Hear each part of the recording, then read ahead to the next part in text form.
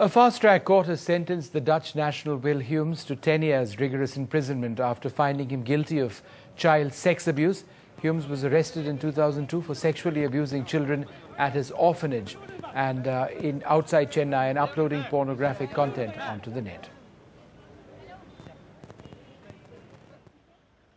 This seems to be the biggest such conviction that we've seen in recent times after the act came into effect. To give you a little background, Will Hume, of course, a Dutch national, came to India 30 years ago, established an orphanage in the name of social work a little away from Chennai in Mamallapuram on the outskirts of Chennai, where he had about 25 to 30 children, orphans really, who he in fact lured into unnatural offences, which included unnatural sex, and then later on uploaded these obscene pictures on the internet, which of course came to be known after the Interpol alert. I have with me Wahida, who joins us.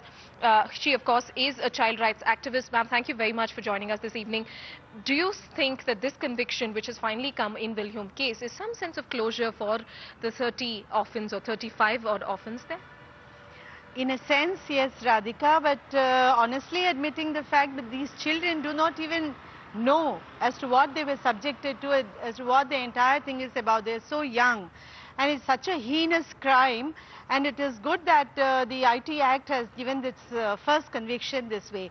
But this has to be an eye-opener first, because in the internet we see the whole lot of pornographic material, leave alone the child pornography, whole lot of pornographic material being uploaded, and it is so much of unrestricted accessibility offered to the younger generation and the children, which is leading to a cultural chaos.